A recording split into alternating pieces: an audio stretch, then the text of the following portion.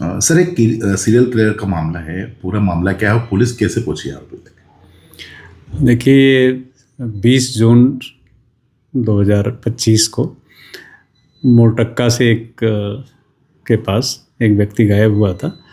उसकी dead body 26 को नए हाईवे के पास पुल के नीचे मिली थी। छत बिछत हालत में डेड बॉडी पानी में मिली थी। पीएम में कोई भी अस्पष्ट ओपिनियन नहीं आया था। उसकी मर्ग जांच ओंकारेश्वर पुलिस द्वारा की जा रही थी। इसी बीच में उस व्यक्ति की जो पहचान है वो ग्राम बड़ूद के नाना उर्फ सालग्राम नाम के व्यक्ति के रूप में हुई थी। लगभग 1 महीने बाद सनावद और मोरटक्का के बीच में एक और व्यक्ति का एक्सीडेंटल एक डेड बॉडी मिली थी, जिसमें कुछ चोट के निशान भी थे और पहाड़ी के नीचे उसका डेड बॉडी पाई गई थी रोड के किनारे। प्रथम दृष्टया इस तरह का वहाँ पे दिखाया गया कि कोई एक्सीडेंट हुआ था, लेकिन उसकी जब पोस्टमार्टम रिपोर्ट कराई गई तो उस पोस्टमार्टम रिपोर्ट में ये पता चला कि प्रकाश नाम का वो व्यक्ति ग्राम बड़ूद का रहने वाला है, जो थाना सनावद थाना क्षेत्र का निवासी है। उसकी गला घोंट के हत्या करके और उसकी डेड बॉडी सड़क पे डाल दी गई। जब पुलिस ने जांच की तो पता चला कि अंतिम समय में बड़ूद गांव का ही धनिया और धर्मेंद्र तंवर नाम का एक व्यक्ति है, जो वहाँ का निगरानी बदमाश भी है, वो उसके साथ देखा गया था।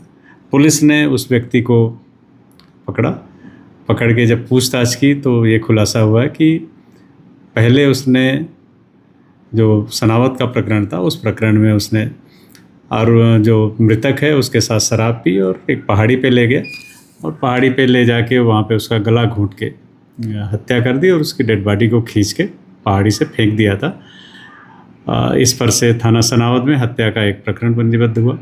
उस मामले में पुलिस ने उसको गिरफ्तार किया। गिरफ्तारी के बाद जब उसका पुलिस रिमांड में पूछताछ की गई तो ये बात का खुलासा हुआ कि 1 माह पूर्व उसने अपने गांव के ही नाना और सालग्राम नाम के युवक को भी हत्या कर दी थी।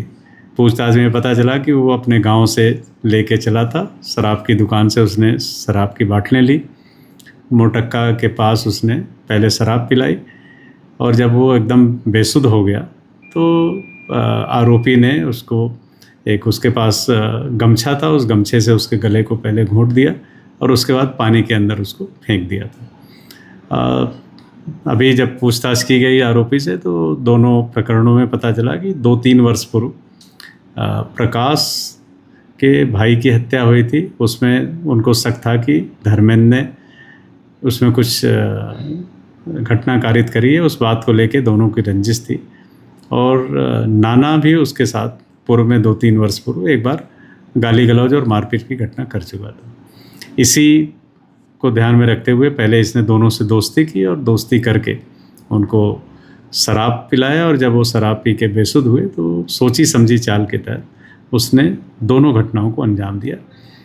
खरगोन जिले के सनावद थाने में एक प्रकरण पंजीबद्ध हुआ, उसमें उसकी गिरफ्तारी पूर्व में हो चुकी थी और परसों खंडवा जिले के जो ओंकारेश्वर में प्रकरण पंजीबद्ध हुआ है उसमें भी उसकी फॉर्मल अरेस्ट करके उससे जो घटनास्थल के आसपास से उसने वस्तुएं मृतक की ले गया था उनकी भी जब्ती करके विधिवत कार्रवाई की जा रही है। सर, कुछ लिस्टिंग करता था या क्या टारगेट होता था इसका?